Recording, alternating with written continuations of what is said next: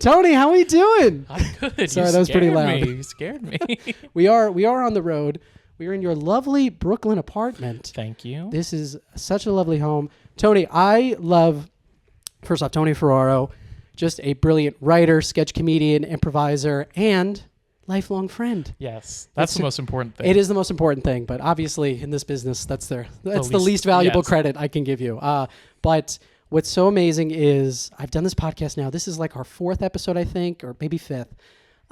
And for all the other ones, like I'm very like, I don't want to say nervous to have other guests, but there's definitely like, when you're talking to a stranger and it's like, you have that, again, not nerves, but it's like there's that level of uncomfortability where it's like you're trying to like make a good impression. Like I'm sitting a little more upright. This is so natural, and like I'm just so happy to be talking with you, man. Look how lean back we are. Look how lean back. We're chill. We're right chill here guys. on the couch, baby. Yeah. No, I know what you mean. It's Yeah. like you're kind of like a performative person. Yes. Yeah. And it's like I feel like I have to go into host mode, where honestly, it's like I feel like this is my home almost a little bit too, which is so lovely. And Tony, you gave me a beautiful gift, which is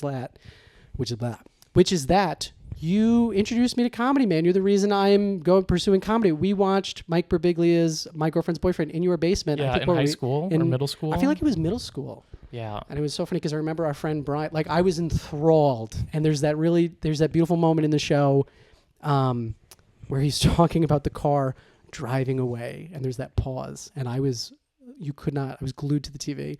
And then our good friend Brian goes, "Get back to the fucking jokes." And it's like, you're missing the point. Yeah, you were really enthralled with like the storytelling arc of the special. And Brian within 5 minutes was like, "I am sleeping. I have to stop." He hated it. Why isn't he louder? Like like all this like stand up. He was very quiet. He is a quiet comedian, but sometimes that's part of the charm and all that good stuff. But Matt, you complimented my apartment, which I appreciate. Yeah. But a lot of people say the couch placement is crazy. Would you agree? Is it? No, I think couch middle of the room against no wall. No, that's kind of crazy. I don't think it's crazy. I think it definitely makes the room look a little smaller. It's funny. We have friends in Jersey City who did something similar, but I like it because it almost feels like it's 2 rooms almost, because you have like the camera you can't see, but there's the TV back here, and then there's the workstation back here. I kind of dig it, man. And you have an outdoor space with a hammock, which must be nice with the lady in the summer. You're yearning for an outdoor space. So be nice. Our outdoor space stinks. And I'm very fortunate to have an outdoor space, but it's just like there's like bamboo growing wild in the backyard. It's communal, right? Yeah, it's communal is the other thing. So like we had people over once after a show that we did in Hoboken, and like our neighbor was there just like like with this random dude at like 10 p.m. on a Saturday. And we were like coming in hot. We had like 8 people with us. We were like, "Oh, hey, we're going to be like drinking." And we did the nice thing. We were like, "Do you want to like hang out?" And he was like, "No." And they just like kind of scurried inside, and like, we don't know what they were doing, but. Yeah, do you think it was like a romantic thing, a friend thing? No, I think it was a friend thing. But I will say I love this neighbor in particular because he is a member of the Bacon of the Month Club. And that building smells so good. Wait, stop. How many bacons can there be? I after 4, what are they? Applewood? Applewood Center smoked. Cut? Yeah, smoked. Or is Applewood and smoked 2 different bacons? I think they're the same.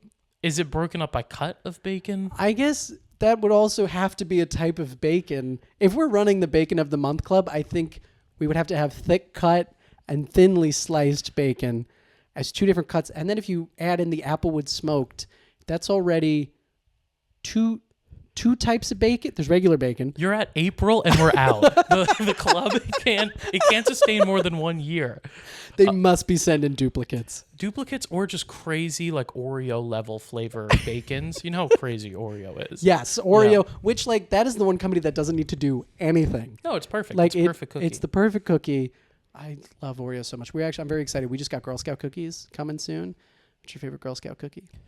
I don't know if it's my favorite, but I just got a box lemonade. Oh, lemonade. Lemonade? Yes. Oh my God. It's like a shortbread cookie with like a little lemon icing. Oh, and I love lemon desserts. Okay. So I recommend it. Lemonade. Right into the mic. Yeah. Thin Mints are good, overrated. Yeah. Tagalongs, great. Samoa's great. Okay. What's very interesting about you, Tony, is you're very adventurous with food, which is something I'm trying to be. And we had beef for years because I would not try ketchup on eggs. Do you remember this? Yes. Yes. And I Finally did. Did you like it? You know what's funny is like now that I'm an adult, I do like it on a sandwich, like a bacon, egg, and cheese with ketchup. Can't do it on a regular plate of eggs. And I remember we tried it on a road trip. We went down to Florida, and I was like, I don't like it. And you were like, now you know. Yes, yes. You know because you tried it. Exactly. And if you hate it, I don't care. What is the craziest food you've ever tried? I'm like so interested now. I think it was probably together when we had Gator in Florida. Oh my God, that was in New Orleans, Yeah. right? Oh wow, was it Florida or New Orleans? We've taken many a trip together. I think Florida. But yeah, I'm adventurous. Yeah. Like I want to try a new thing on the menu each time. Yeah. But I'm not gonna get something I know I won't like. Like I don't want to like get like cow tongue. Yeah. Or like how would you know brains. if you didn't like it, if you've never tried it? Same logic. But there are some things that are basic, universally known as good, like ketchup and eggs. Okay. Other things, it's like the chef is trying to flex on you. Sure. And I don't care about that. Yeah. Have you ever been to a restaurant where it's just trying a little too hard with those dishes? Yes. Like it's just, yeah. Tony, where's your favorite restaurant?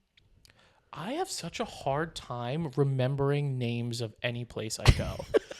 Like, I can remember any baseball statistic from any year. Oh, my God. But if you're like, where's that restaurant you loved? Your favorite. You said it was the best food you ever had. I'd be like, I don't know where it was, what kind. Like, I just can't remember. Do you remember the feeling from the restaurant at least? Or like is I can see the room. That's in really my interesting. head.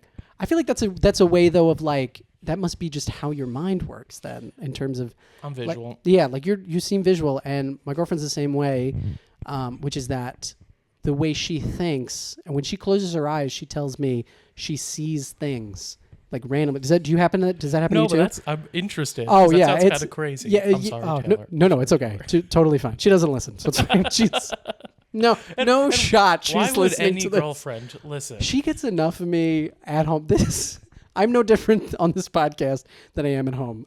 You ever post like a TikTok and look at the analysis and it's like your audience, it was watched by 98.8% men. And you're like, yeah, I guess that's my audience. Yeah, okay, sure. It's 100%. And we'll two things with that. It was just on the Taylor thing, because it was very funny because we just started the podcast. So I need people to rate it and review it on Apple. Mm-hmm. So I go, Taylor, can you review it on Spotify? And she goes, yeah, sure. So she opens up her phone to rate it, give it 5 stars. Spotify gives a message, why don't you try listening to the podcast first before you rate it? And I was like, you haven't listened?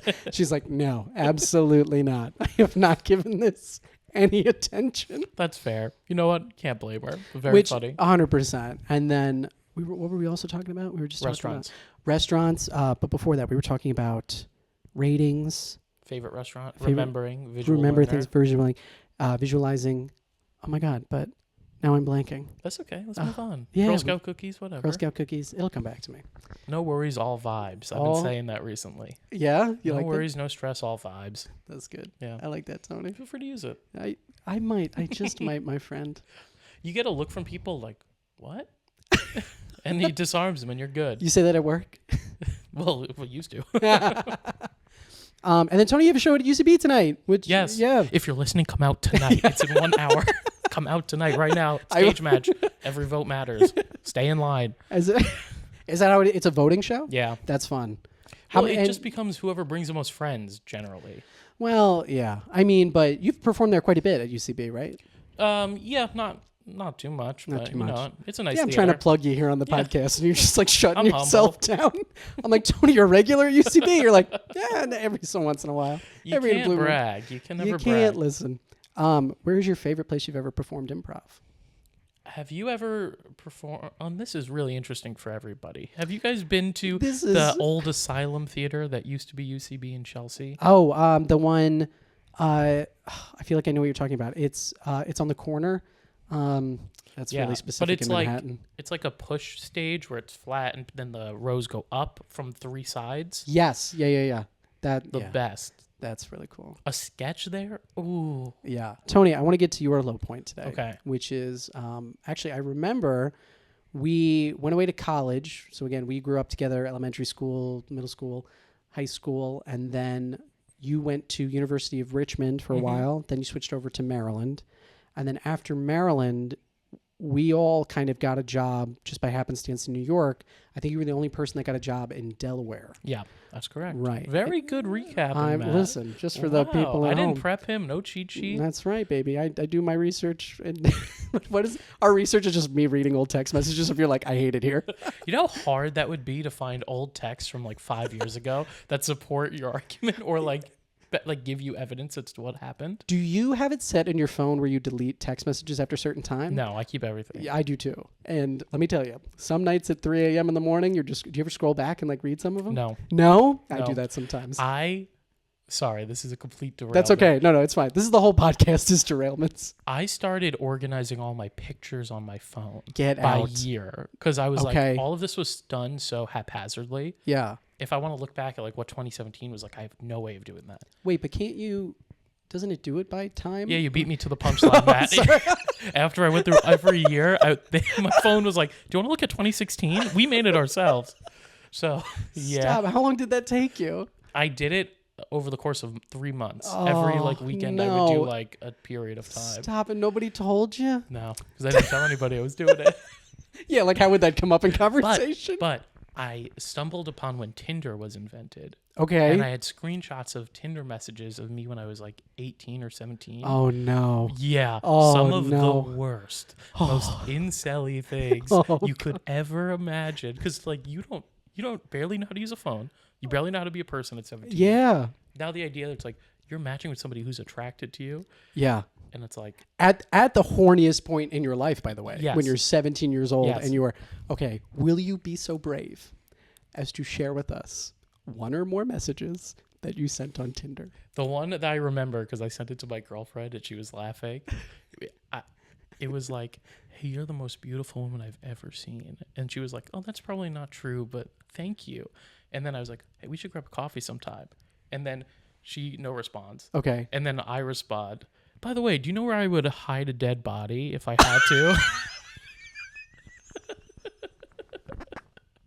Just like the stuff you think is like so funny at the time. Oh, God. But truly in hindsight, it was like, man, I was 1 or 2 decisions away from becoming the worst type of guy. No, I don't. Here's the thing. One, I think it's a very and obviously, here's the thing with dating apps, right? It's like the thing that determines whether or not it's a good or bad opening message is how it's received, right? Because I'm sure there are plenty of women out there who would love to receive that as like a first message. Maybe it's very a small population, but no, but and like that's all to say, like she responded, which is great, but the pivot is what got me. Yeah. Because you were so open, I will be open as well. Okay. There was one time I was deep in the apps, man. Deep in the apps. And what's funny too is like it came out right when like there wasn't any etiquette, right? So it was like, no, that wasn't a thing when they came out. I'm nodding out of my shirt, nodding yes so big. So we had no idea. Yeah, we had like no idea what to do. Yes. So I remember, oh God, this was 3 a.m. and I sent every kind of message I could, man. Every kind. I tried funny. I tried earnest and honest. There was one message I sent, I think at like 3 a.m. in the morning.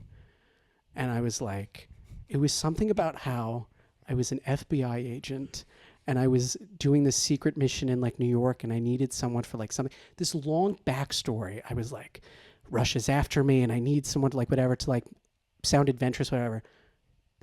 Tony, I'm not kidding you. It was so long. Like it was so long. Did it work? There's no way. Sent it, immediately deleted it. Delete the whole app. I unmatched her. I was like, smart, yeah. Smart. I was like, I reread it to myself and I was like, this is the worst opening line I've ever seen. But yeah, no, but it was hard because like I said, there was no etiquette at the time and just like, we sound so old now. Whatever. I'm at peace with my age.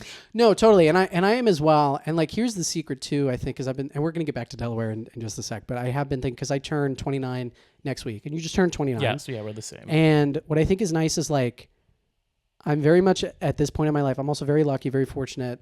You know, I have my girlfriend, my dog, you know, most of the things the things that are important I have, which I'm very lucky for.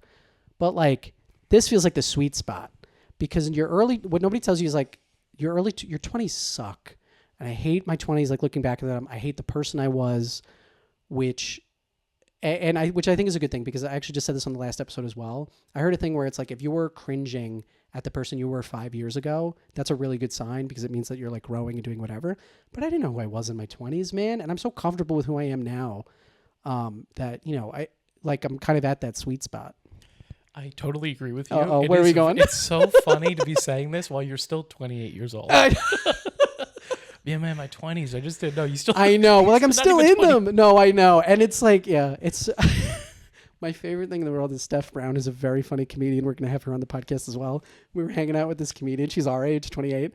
And he goes, yeah, I'm 31. And she just gasps so loud. She goes, like, while we're all hanging out. Yeah, and brutal. I'm dying laughing. I truly think age doesn't matter with comedy stuff. I mean, for acting, it definitely does. Sure. But, like, if you're funny, I feel like people will respect you. Totally. Dude, that's the other thing, too, is, like, it really is so... And that's why... Because it used to bother me when you'd see celebrities and be like, how are they so ripped? It's like, that's their job. Yes. They don't work a full-time job, like, struggle to pay bills, and, like, then still find time to go to the fucking gym. Mm-hmm. If you're, like, a little overweight, that's a win. Yeah, you're chilling. You're chilling, man. It's like the thing with LeBron where they say he puts, like, $1 million into his body every year. He's doing steroids. Like, that's what that is. Sure. They're not testing him because he's LeBron. Yeah, exactly. And celebrities are doing Ozempic. How do you feel about Bronny? Good for him. Let him play with his dad. Who cares? No, totally. It's just... I feel bad. Like, I think that's so embarrassing. That, like, he's just not doing well. And it would really bother me, in putting myself in his shoes, if it's like, everybody knows I'm only here because of my dad. But think about how many girls he gets. That's also true. He has his whole life. He's got hundreds of millions of dollars. If my punishment was being the worst guy in the NBA, which he's probably not even the worst guy in the NBA. Sure. I'd be like, okay. Yeah, I don't feel bad for him. I think he's having a good life. That's a fair point. Going back to Delaware. Oh, yes. So you graduate college, and that was your first job out of school, right? Was Delaware? And typical 9-to-5 gig, right? Yep. I think. It was just accounting. It was just accounting. Yeah. Okay. So now you got that job right out of school. Can you take us through? So it was just an internship that I had my sophomore, junior year, whatever, that just got parlayed into a full-time offer. So I knew I was going to be there for like a full year before I was there. And did you do the summers in Delaware too in between? Yes. Okay, so you weren't even going home during the summer from No, Maryland. Which was, I was just so desperate to be like, well, I should have a job locked up by the time I'm a senior. Sure. That I ignored all the red flags with it. Mm. And it was such a regret because I would have, at 22, much rather have been unemployed for 6 months. Yeah. Taking a job that, it's not like that job paid crazy or like anything. It was just, you had something coming out of college. Totally. And knowing zero people in a city when you're 22 is kind of worst case scenario. Yeah. And this is like really, I think before we were talking about dating apps before too, like one thing I envy with women is they have Bumble BFF, which is like, you can go meet people. Like there's nothing like that for guys. Like you can't really meet, you have to be lucky enough to meet someone at work or like, some guys can make friends with anybody right away. Yeah. Our friend Kellen can do that. Oh, sure. Yeah. It's just a skill I don't have. Yeah. Yeah. My brain is like, well, no one wants to talk to you because they don't know you. Like your friends want to talk to you. Sure. But no, like I could never at a bar or a show approach somebody and be like, hey, what's up? How was your day? Like, yeah. You did great up there. Like, want to get a drink and talk? I'd be like, no, they don't want to talk to me. Sure. Which I feel that as well. So you graduate from college. You move, and so did you know during your internships, like, oh, this might be bad? No, because as an intern, you're like doing all the intern activities. Yeah. And that's true. So they had you with people? You're in a group, you're like getting drinks all the time. Those internships were awesome. Yeah. I lived with 4 guys. And that's how they get you, is they make those internships so enticing, and then you realize, oh, this sucks. Mm-hmm. They took us to, I'm very fortunate, but they took us to Disney. Yeah. And I was like, oh my God, this is life, man. That was the shittiest job I ever had. I was on the road all the time, traveling by myself in a hotel room. Yeah. I think it was around the same time. Because, but oh my God, it was terrible. So, so you were kind of swept up in the intern program. Well, it was just college plus. It was like you would just go out Thursday, Friday, Saturday. Yeah. And then just like hit the gym Monday, Tuesday, Wednesday. I was like such a bro. just like drinking and banking and doing. Sure. math, I guess. I don't know. I completely lost what I was going to say. Well, so that's how you kind of get swept up in this job. And again, there is that pressure for college students out there to have a job immediately out of school. Like, especially because you were a business major, I was a business major. That is the goal. That is your objective. If you don't have a job right out of school, you will do one of two things. You will like sulk, or you will get your master's degree, which is don't get your master's. Just that is the biggest skip more school. And if you have your master's, that's very impressive. I'm very happy for you. But I've never seen, there is a perfect example. At my last job, I was ahead of a position over this other person because they had their master's degree and I had just been working an extra year. And and like not that it's all about the money, but in that case, like whatever. Like I was making more than her. I had a better title. Don't get your master's. Well, here's my thought. Like if you're just worried about like job that's the other caveat. Then like you're just get the work experience.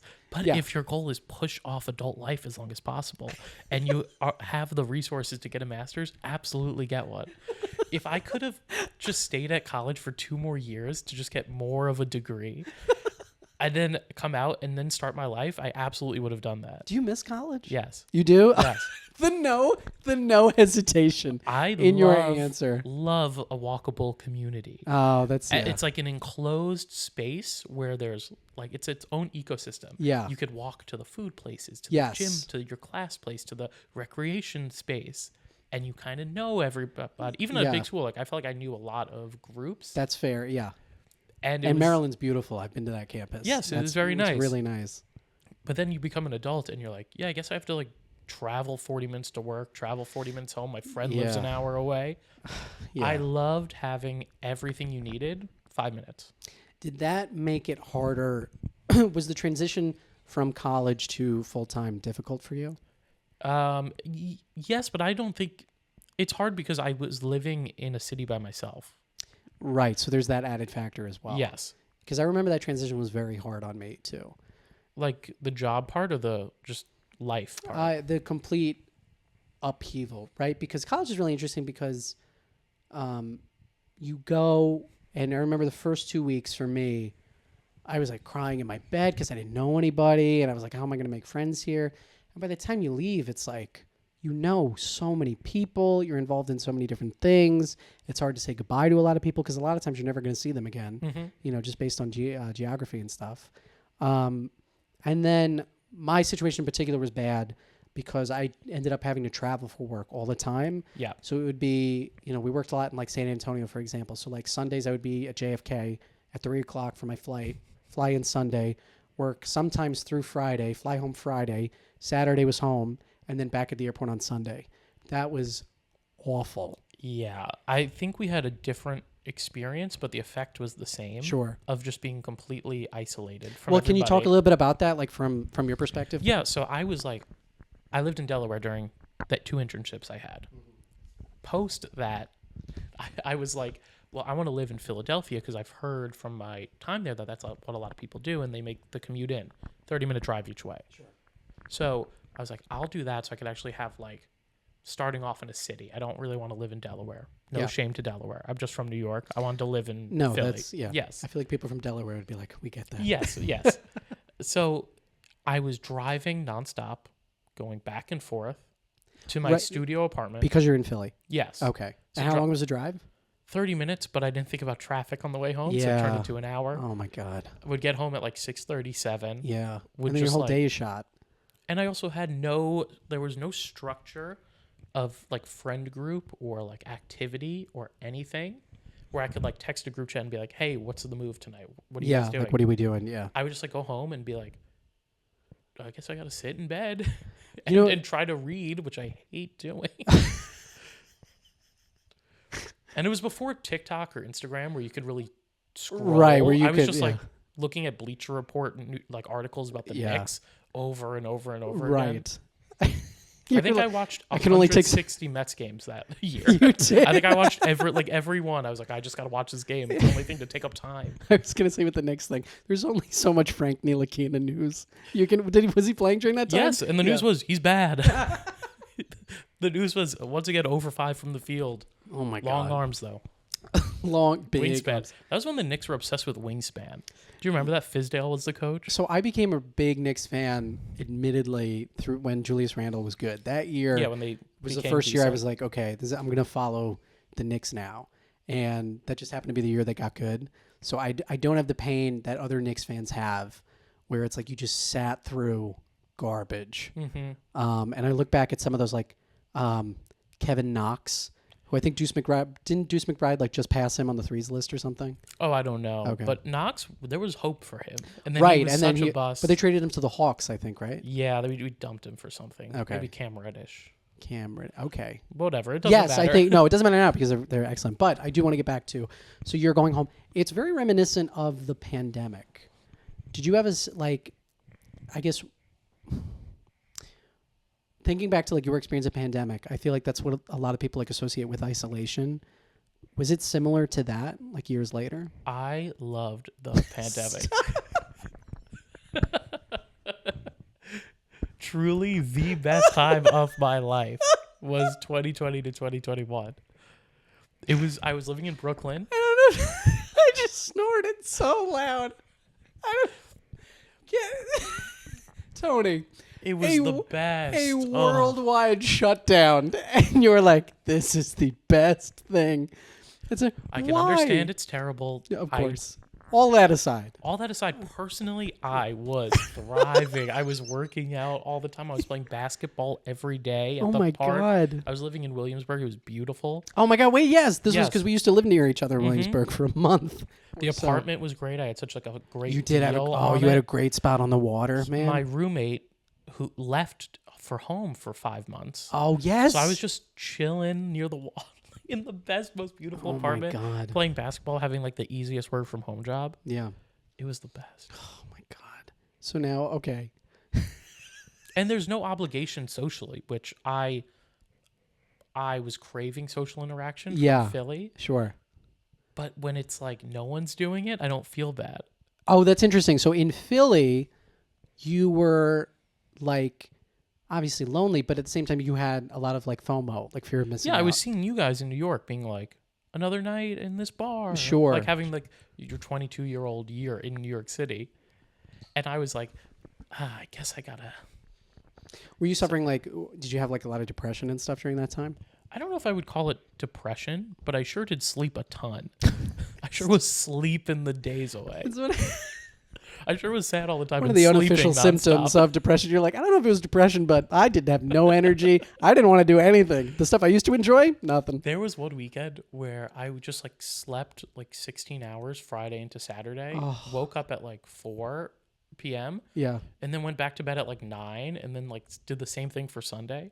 And then just like when it was like I left work on Friday Yeah. and walked back into work on Monday with just a big sleep in between. Oh my God. It's like I was severed. But No spoilers. No oh my spoilers. God, no spoilers. I'm still watching. Which it's so funny because like now that we're like a little older, obviously not that old, 28, but I'm like, it's kind of nice for one weekend just to like catch up on sleep and like do. It was nice, but not in the context because it wasn't Sure, like a it catch was- up thing. It was yeah, it was like I more will like- go crazy because I have nothing to do. Yeah.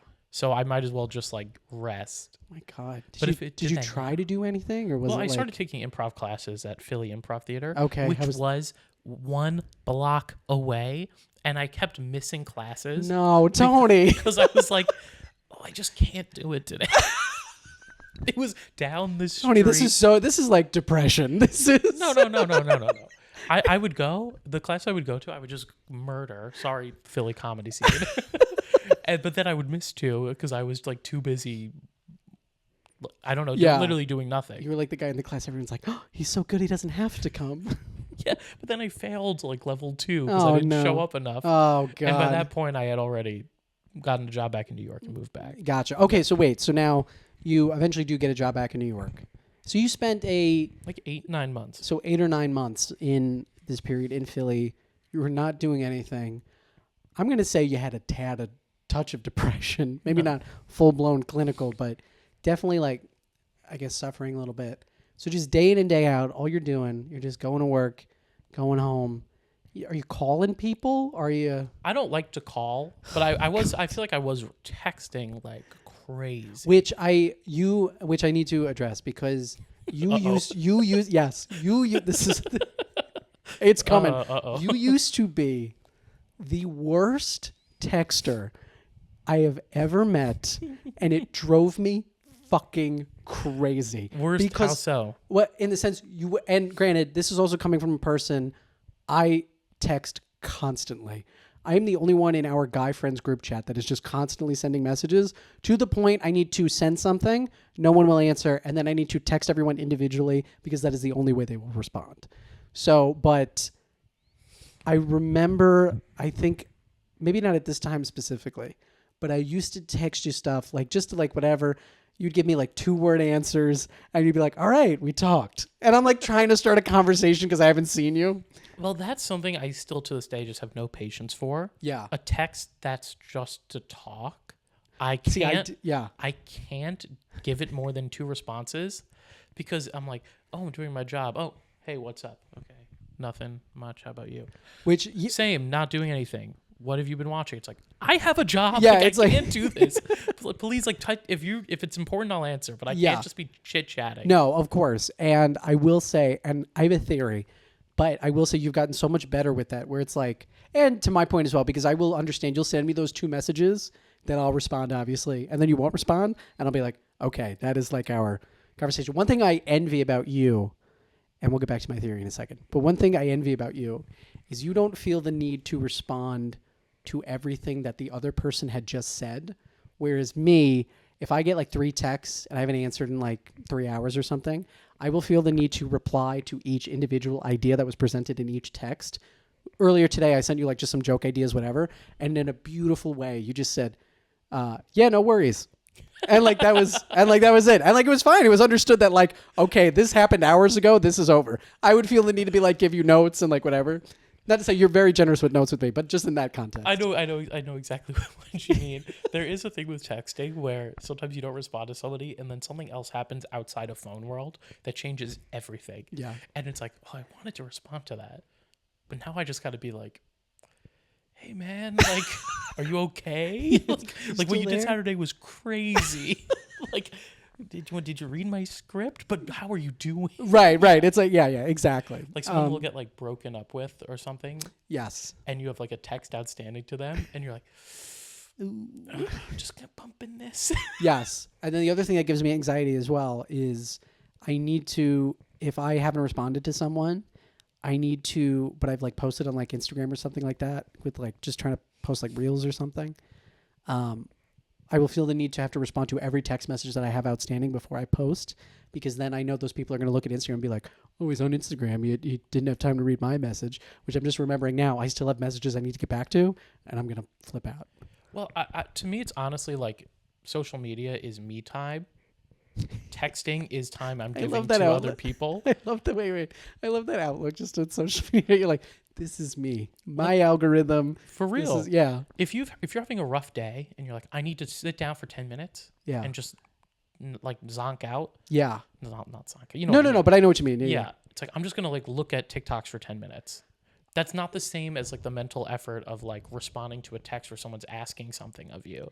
Yeah. So that's kind of how I can like divide it in my head and not feel that guilt that you're referencing. Totally. And you and Taylor, my girlfriend, are very interesting in that way, because when TikTok was banned, she was like very upset because like that is how she comes down. What's interesting is like social media does not bring me down at all. But for a lot of people, I'm learning like it does. It's just a way to, like you said, shut your brain off and like do whatever. I think for me, the way I do that is YouTube videos. Mm-hmm. Like I will put on, I've been listening to so much John Boy Media, just talking baseball, talking Yanks, whatever. And I think I do that through sports. So it's like, because that is not related to like comedy or anything I'm doing outside of like whatever. So I can just like listen to like stories and like press conferences with Aaron Boone. I'm going to watch the spring training games this year. Don't. Like I will. That's what I was doing in Philly. I was watching them. You're like, Matt, you might be depressed. Yeah. No, nothing good happens in spring training game. In the second inning, the worst reliever you've ever seen is on 83 and just get nuked on. But then Giancarlo hits 3 home runs. Right. But it's not worth your time. I know, but I want to start knowing the younger guys coming up. I want to be like, not Jemai Jones because he's terrible, but Spencer Jones is a big prospect on the Yankees. So there is a degree of effort to responding to some people. And I don't mean that in a way it's like, like if you get a text message and you love the person and everything, there is just okay, I need to put effort into respond, and I just don't have that right now. And it has nothing to do with that person. It's just you want to thoughtfully respond, and I can't do that right now. That's exactly it. And that's And then what happens is like, if it's been a day or so, like you just forget and you have other things that come up and then, Well, I don't know if this is something you experience, but I get added to so many group chats that are like, I'm out, baby. I'm out of all of them. I'm so jealous. That's the best part about being close to 30, man. No more group chats. Every group chat, I get added to more every day. Yeah. It's like this person's party on Saturday. Mm-hmm. Do you do party full? That's much better. Well, I do, but I still get these chats. Okay, but like the chat, yeah. And then this chat exists for 2 years. Yeah. And people use it all the time. And I'm like, this is it. a subsection of a group chat that already exists that we also use. Right. And it's cutting out one person and adding one other person in. Right. And then that person feels bad. I could tell you, man, I used to have a college group of friends. And one day I will be public with the story about what happened and why we don't hang out, but I will not do it at this time. Very ominous. Setting it up for future or whatever. One day you'll be public. One day I'll be public, baby. No, I understand. But we had a group chat where it was constant. You would wake up in the morning. They used to put their wordles in, and like it would be constant, whatever. You'd have to feel the need to make jokes, whatever. When I stopped hanging out with them, I noticed my anxiety level was so much lower just because I didn't have constant something like coming in on my phone from that chat. Yes. Like it's a real thing. I remember distinctly feeling like, oh, I don't have to respond anymore. This is like, it's so much better. It's so much better. And when all those notifications are constantly coming in, oh my God, people you want to respond to get buried. You don't see them. Or you're like, I just can't look at my phone right now. I'm busy. Yeah. Like I want to focus on my work. And then you hurt your friends' feelings by not responding to them. Well, so it's just constant hell. Do you... You can't win. It's just constant hell. There's no way to win. I could be on my phone all day and be talking to my friends and maintaining friendships that are barely hanging on. Or I could not get fired from my job. Right. Yeah. My favorite thing I think you've told me is that if they're wishing you happy birthday and the last text they sent you is happy birthday, it's over. Well, it was just my birthday, and I noticed people doing that to me, and I felt terrible. Oh, damn. Because it's like, let's say names off mic. Yeah, it was tough because it's like, how did I miss your birthday? I love you. I haven't talked to you in a year. No. Yeah. You Dude, know how it is. I know. Do you have text messages, like when you get a text message, do you get a notification on your phone? Like on your screen, on your home screen? Yes. I shut that off years ago. And okay, interesting. The reason is kind of depressing because I went through a very difficult college breakup, as you know, with my college girlfriend. We were on and off for about 1.5 years, which I always say, if you're on and off, get out. What was her full name again? Brian. So we just put like other people's full names in there. The reason I don't have text messages going to my home screen anymore is because I had a very difficult college breakup, and it got so bad to a point where I would be so in my head during the day that I would look at my phone because I was like, when is she going to text me? When is she going to text me? I would look at my phone, and just every time I looked at it, seeing that she didn't text me back, or if she texted me back, got to be too much. So I just shut it off, and I never turned it back on. Wow. Yeah. I understand that. Yeah. The constant look up, no, nothing. And I look at my phone so much. I'm completely addicted to my phone. Like, I feel like everybody is, right? Mm-hmm. But yeah, there is. Yeah, I just, to the point where like a lot of people say that I just like don't pay attention, which I think you might have experience with. I don't think you don't pay attention. Oh, okay, Taylor does. So okay. Because I'll just be so enveloped in it. God, I love my phone. Yeah, we all do. It's tough, man. Did we cover everything with texting? I think so. I'm glad we're talking so much about your low point, man. This is really, we're really. I keep disrailing the conversation. Yeah, that's fine. I guess like. Let's go back to Philly. Yeah, because I want to hear more about. So I mean, because a lot of people like move to a new city not knowing anybody and like see it as an opportunity. It sounds like you really shit the bed, man. No, exactly. That's because I went in with that mindset. Yeah. This is a fresh start. I literally just graduated. The idea that I couldn't do it was hard. See, that's interesting. So many people move to a new city and make it work and then live there forever and love it. Yeah. I immediately was like, I can't do this. Yeah. I have no one. I don't know how to meet people. After a couple of months, I just started coming back to New York every weekend. I remember. Yes. Yeah. I did not know leased cars had a mile limit. Oh, no. I drove way over the limit of my leased car. Oh, no. And they charged like 70 cents per mile or No, something. get out. Yeah. It was.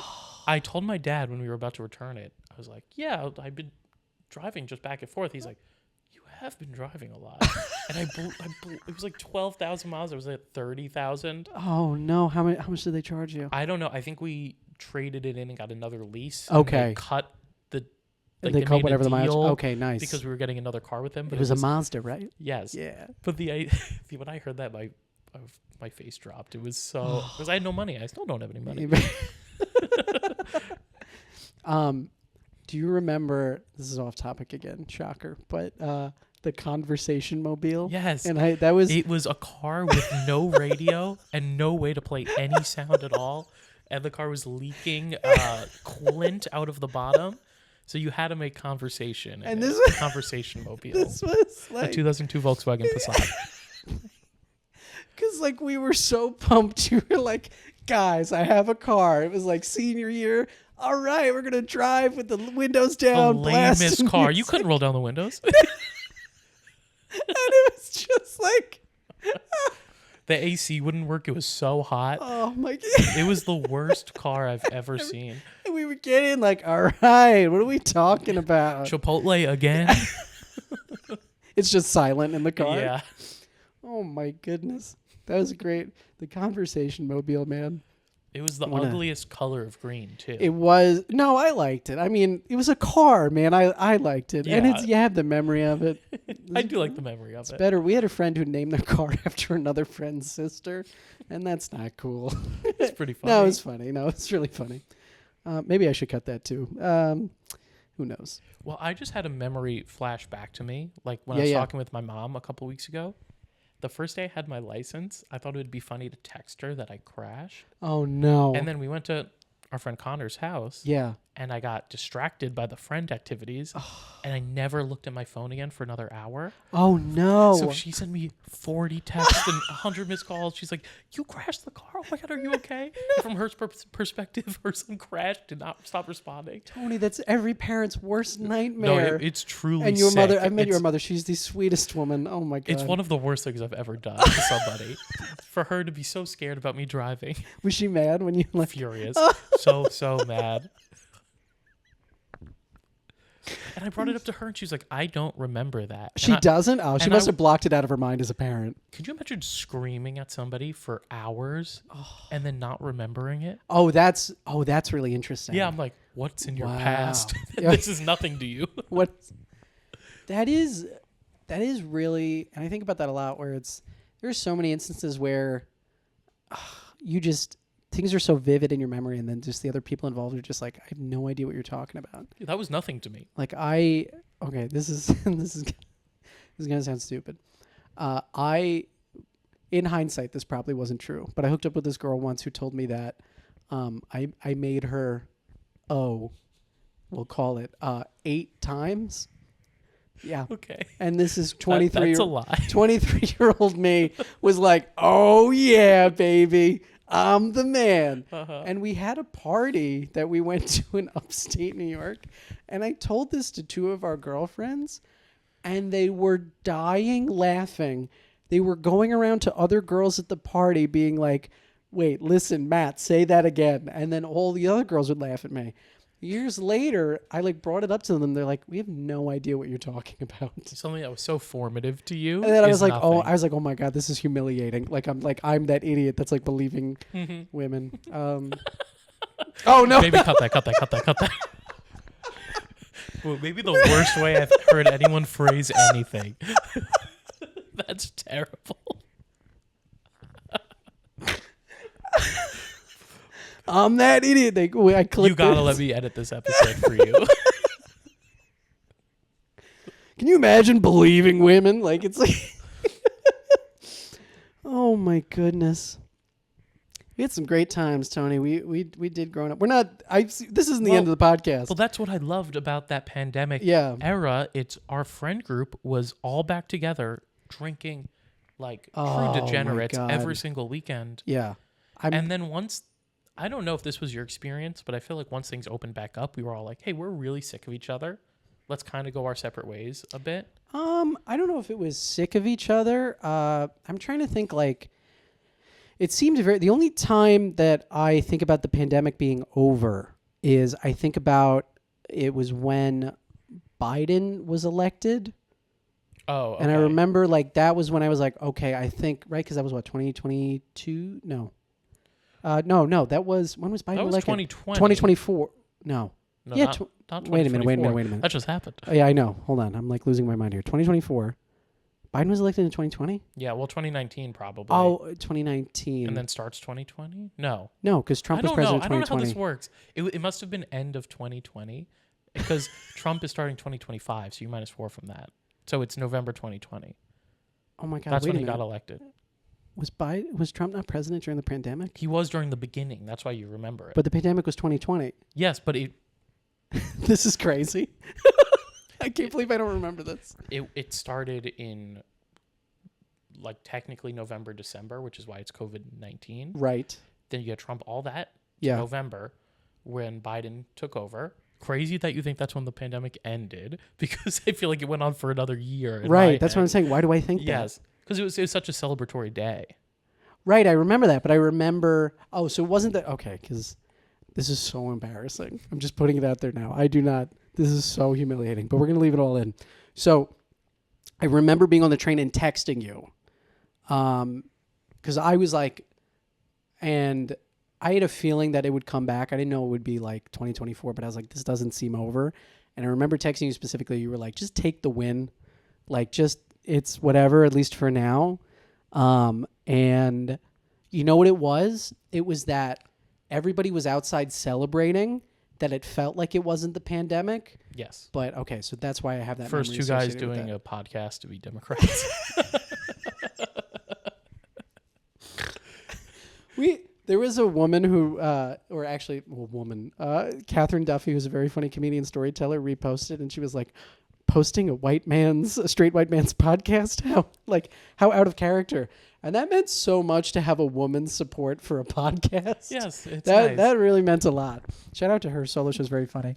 We were talking about how we were drinking like it was the end of the world. Yeah, all the time. During the pandemic. And I actually have you gave me some wonderful notes on the solo show I'm working on. And I have that story where the short version is I take an edible and I don't realize that it is, I think it was 100 milligrams or something crazy. I didn't know that until I heard you say it on stage. Oh, you did? You heard that story for the first time? Well, I was there, but I didn't know it was that strong. Oh, my God. Because our reactions to it happening was like, Matt, come on. But if I knew it was that much, I would have been helping you. Oh, really? Yes. So you guys are just like, Matt, get it together. We were like, Matt, just sleep it off and come back. Like, we had no idea that Tony, I was that bad. Freaking out. And I remember, I've only freaked out twice that much while high. One was in college, I could feel my heartbeat, and it made me realize that it made me think about my uncle who had a heart attack and passed away. And I was like, oh my God, I'm going to die one day. That was the first time. Pivotal moment in my life. It's when I realized I'm going to die one day. And the other was this moment. And I remember I was like, because we were very lucky, we went to our friend's like lake house. We made sure we were all like tested positive, whatever I have to say to make it okay for me to continue the story. Ooh, Ooh boy. It's such a big deal in 2025. But I remember like I could feel my vision shrinking. Like I felt like there was no atmosphere and I was on the ground and like space was like right above me. And I was freaking out. Yeah. Oh my God. No, I remember you freaking out. Oh my God. That's so funny. And then what's even better, we mentioned our friend Kellen is, the whole thing was like, he was like on the canoe, and you know our friend Kellen, he's having so much fun, and I knew he was going to like take forever. So I was like, okay, he's going on the canoe. I'll just take whole one, and then I'll be fine. And then he got off the canoe and was like, all right, you ready? And I was like, yeah, I took one already. He's like, you took a whole edible? And he just like patted me on the shoulder. He's like, I'll see you tomorrow. And then he walked away. Yeah. The thing about Kellen, and this is one of his best qualities, Yeah. is he'll be like, yes, we're going to do a shot. Hang on, I got to be life of the party for an hour. Yes. And then we'll get to it. He is one of those people, and he's our hot friend, great guy, just everything you could love in a person. And he could start a business where he and this other guy we're friends with could just go around to parties. You would pay them to come to the party, and they will be the life of the party. Yeah, just good vibes. Just good vibes. Yes. And he's like a social engine. it's like crazy. He can really just like start something out of nothing. It's really impressive. It really is very impressive. One thing we had, one of our friends' significant others said about our friend group, which I really love, is that we are all so different, and we all like get along so well.